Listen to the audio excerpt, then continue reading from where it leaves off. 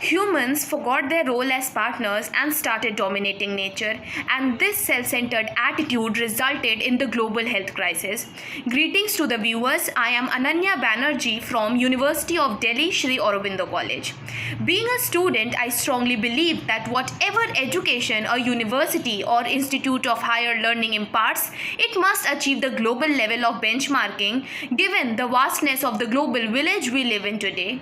Keeping this point into consideration, I have divided my speech into four major pillars: finance, international relations, healthcare sector, and working formats to justify the topic New World Order in wake of COVID-19, opportunities and encumbrances.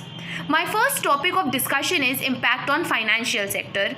The ailing economy due to COVID-19 is affecting the world economy in terms of decrease in GDP, adversity on pharmaceutical industry, automobile industry, stock market, global consumer demand, and the worst affected is the travel and tourism industry. There is a chain of events that is decreasing the global GDP, that is, fall in demand leads to the fall in supply, which further leads to the fall in output, and finally the fall in the global GDP. But this pandemic is an opportunity for MSMEs, that is micro, small and medium enterprises, to generate employment, support large scale industries, raise national GDP and promote the ideas of inclusive growth. Now the second topic of discussion is impact on international relations. The major challenges is to restart the engine of international trade.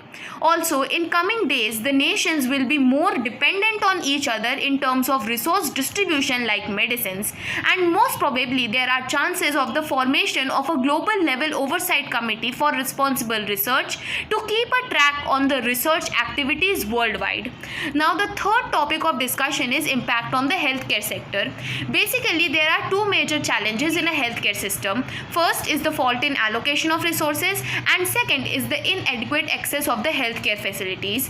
But the opportunities are endless. For example, India is the second largest manufacturer of the PPE kits in the world today. Now, my fourth and last topic of discussion is working format. The virtual life affected our real life in this lockdown in a positive way. The online conferencing applications like Zoom and Skype had a surge in downloads since the outbreak of the COVID-19. Therefore, this is the high time for us to adopt the work from home format of working. At last, I would conclude by saying that the world should adopt the idea of Vasudhaiva Kutumbakam and fight the pandemic and the challenges together on a global level rather than narrow national interests.